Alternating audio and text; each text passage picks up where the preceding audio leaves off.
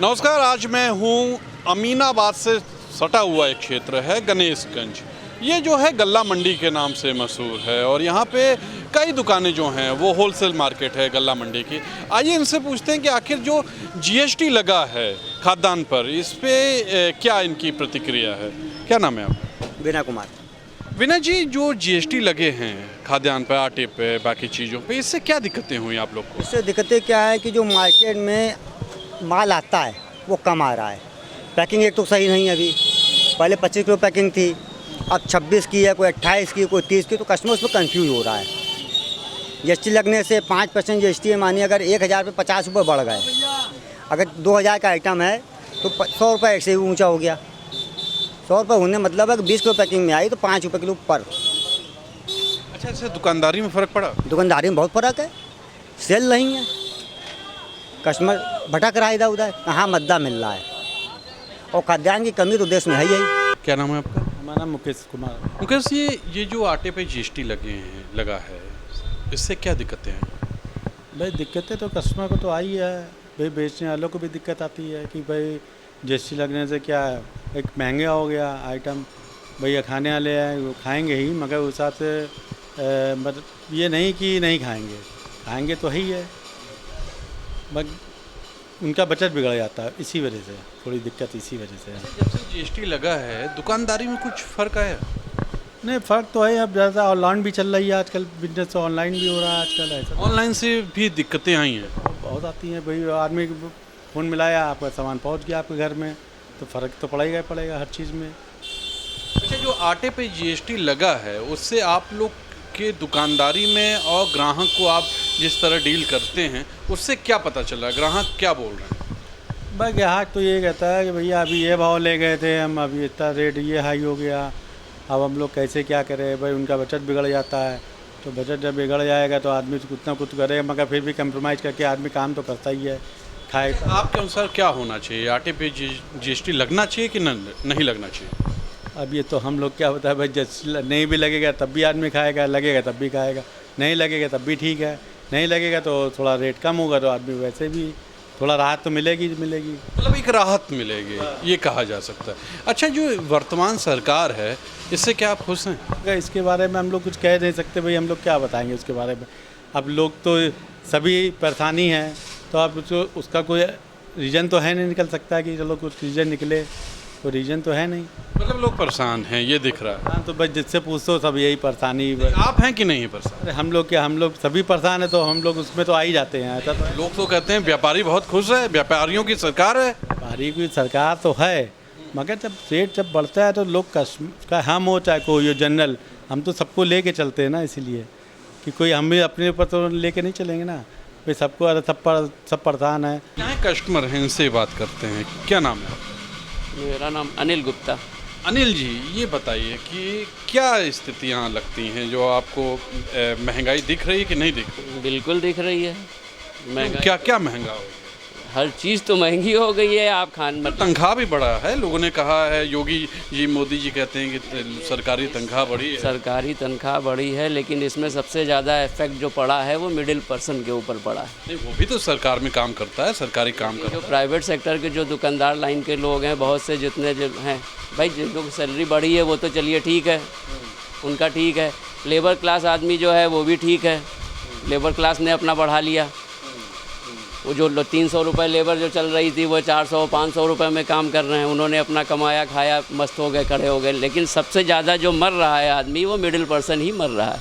लेकिन वो वोट तो कर रहा है ना। बजट होता था, वो वर्तमान सरकार को वोट किया है, दोबारा वर्तमान सरकार आई है केंद्र में भी और यूपी में भी। वो तो आई है, वो तो नया सेशन ले जा रहे हैं, दुनिया में आगे बढ़ा रहे हैं। वो अच्छी बात है कि भारत का नाम हो रहा है, इंडिया का नाम हो रहा है। हाँ, इंडिया का नाम तो वर्ल्ड में हो ही रहा है इस समय। चलिए, जरा महंगाई झेल लीजिए। तो बिल्कुल झेला तो जा ही रहा है, उसमें कोई प्रॉब्लम नहीं है, लेकिन आदमी का बजट और बैलेंस थोड़ा बिगड़ गया है। मोदी जी, योगी जी काम तो अच्छा कर रहे हैं, ठीक ही है।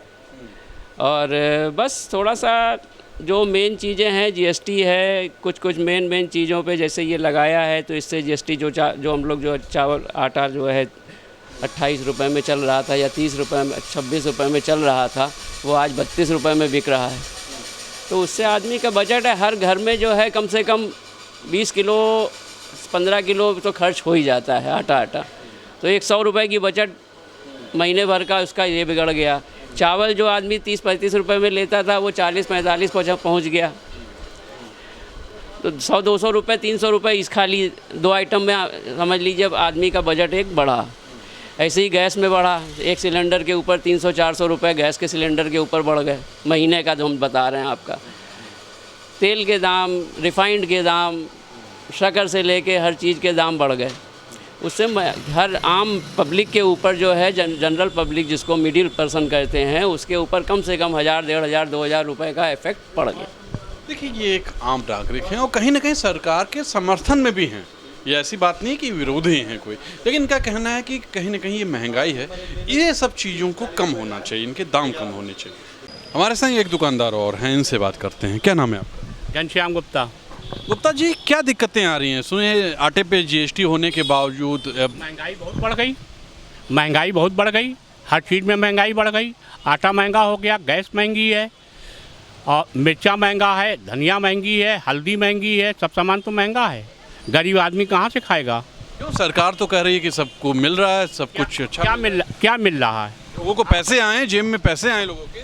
हमारे जेब में तो पैसे नहीं आए। किसके जेब में आए? लोगों ने कितने आए, किसकी जेब में आए? जो लखनऊ का, जो शहर का बासिंदा है, जो मीडियम क्लास, लो क्लास, वो तो और परेशान हो रहा है। नोटबंदी से क्या लाभ हुआ? जीएसटी से क्या लाभ हुआ? महंगाई कहाँ से कहाँ पहुँच गई? गैस पहले कितने की थी, आज कितने की है? भैया, कोई हम नेता तो है नहीं, लेकिन जो समाज में समस्याएं हैं वो हैं। नौकरी है नहीं, काम धंधा है नहीं, ये सब पढ़े लिखे बेरोजगार हैं। 8,000 10,000 रुपये की नौकरी में आदमी का क्या भला होगा? वही यार जो रोज कमाने खाने वाला है, 400-500 रुपया कमाता है, उसका क्या लाभ होगा? बस भैया, सरकार तो कहती है कि अच्छे दिन आ चुके हैं। अच्छे दिन आए, सरकार के आए हैं, नेताओं के आए हैं, पब्लिक के कहाँ आए हैं? कुमार साहू। अजय जी, जो जीएसटी लगा है, इस पे क्या बोलेंगे? नहीं, जीएसटी खाने पीने के आइटम पे नहीं होना चाहिए, और किसी चीज़ पे तो लगाना ठीक है, बाकी इस पे जीएसटी नहीं होना चाहिए। इससे क्या दिक्कतें हो? अब इससे हर आइटम तेज हो गया है। ये आटा पहले 26 रुपये 25 रुपये बिक रहा था, इस समय 30-32 रुपये हो गया है। अगर बिक भी रहा है 32 रुपये, तो उससे क्या दिक्कतें आपको क्या हो? और कस्टमर कहता है भाई, सबसे पहले से बिक्री भी डाउन हो गई है, सेल भी कम से कम हो गई है पहले से। पहले सेल पे फ़र्क तो पड़ा ही है इसके ऊपर। लोगों का पैसे तो आ रहे हैं, सरकार कर रही है कि पैसे खूब आ रहे हैं लोगों के पास, तनख्वाह लोगों की बढ़ी है, सरकारी लोगों की। सरकारी तनख्वाह तो बढ़ी, लेकिन मीडियम क्लास का आदमी तो परेशान है। कहीं ना कहीं आप ये कह रहे हैं कि ग्राहकी कम हुई है। हाँ, ग्राहकी पहले से कम हुई है, पहले ग्राहक कम आ रहे हैं। हाँ, ऑनलाइन से भी फ़र्क पड़ा है। जो ऑनलाइन इस समय चल रहा है उससे भी फ़र्क पड़ा है। मॉल ऑनलाइन से भी फर्क। हाँ, मॉल इतने खुलते जा रहे हैं, उसकी वजह से फ़र्क पड़ा है बिक्री पे। सेल तो पहले से डाउन हुई है। मतलब एक तरफ से ये कहा जा सकता है कि जो एक दुकानदार है उसको हर तरफ से मार पड़ी है, जीएसटी की भी, ऑनलाइन की भी। तो जीएसटी में क्या होना चाहिए, आप क्या चाहते हैं? भाई, जीएसटी में खाने पीने के आइटम पे जीएसटी नहीं होनी चाहिए, खाने पीने के आइटम पे नहीं होनी चाहिए। देखा आपने, सीधे तौर पे इनका कहना है कि खाने पीने के आइटम जिस पे आदमी का जीवन डिपेंड करता है, उस पर जीएसटी नहीं होनी चाहिए। क्या नाम है आपका? रमेश चंद जैन। जैन साहब, जो जीएसटी लगा है आटे पर, खाद्यान्न पर, इसमें आपके क्या विचार? भाई, विचार जहाँ तक है, गवर्नमेंट के खर्चे हैं तो पूरे करने के लिए वो टैक्स तो लगाएंगे ही लगाएंगे, और बाकी ये सब डेली यूज़ की चीज़ें हैं तो जो चाहे टैक्स लगाएं चाहे जो आदमी लेगा तो है ही है। भाई, महंगाई तो इससे बढ़ी है, महंगाई तो इससे बढ़ी, महंगाई बढ़ी है, मानते हैं आप? बिल्कुल बिल्कुल महंगाई बढ़ी है, इसमें कोई संदेह नहीं है। तो लगना चाहिए कि नहीं लगना चाहिए? भाई, हमारे हिसाब से तो नहीं लगना चाहिए। अगर आपके विचार से क्या होना चाहिए, आप क्या बोलें? भाई, हमारे विचार से तो खाद्यान्न पे तो इनको जीएसटी लगानी नहीं चाहिए। आटे चावल वगैरह पे, पहले चावल दालों पे नहीं था, उस पर भी इन्होंने लगा दिया, तो उसके ऊपर तो जीएसटी लगनी नहीं चाहिए। वैसे ही सब चीज़ें इतनी तेज़ हैं, और 5% लगाने का मतलब कि 4-5 रुपये किलो और बढ़ गया भाव हर चीज़ का। दुकानदारी में फ़र्क आया? नहीं, दुकानदारी में तो कोई खास वैसे विशेष अंतर नहीं है। दुकानदारी तो जो होनी, हमने आपसे अब यही कहा कि ये डेली यूज़ की चीज़ें हैं, ये तो आदमी लेगा ही लेगा, चाहे जब जिसको खाना है वो खाएगा, वो तो खाएगा ही खाएगा। और इनको लगता है कि अगर नहीं लगना चाहिए था जीएसटी, अगर लगा है फिर भी कोई बात नहीं, लोग टैक्स दे रहे हैं। क्या नाम है आपका? संजय कुमार साहू। संजय जी, ये जो जीएसटी लगा है आटे पर, इससे क्या दिक्कतें आ रही हैं? इससे दिक्कत आ रही थी सर, छोटे छोटे जनता परेशान है, गरीब जनता तो बहुत परेशानी हो रही है और सभी तो परेशानी हो रही है। कस्टमर तो बताते हैं कि भैया ये रेट बढ़ गया है, तो उनको दिक्कत होती है। जैसे इतना इसमें आटे में इतना पैसा नहीं बढ़ना चाहिए, ये दैनिक चीज़ें हैं, गरीब भी खाता, बड़ा भी खाता, छोटा भी खाता, उससे बहुत सी परेशानियाँ हो रही हैं। दुकानदारी में फ़र्क आया? हाँ, फ़र्क क्यों नहीं आया सर, महंगाई पे फ़र्क तो आया ही।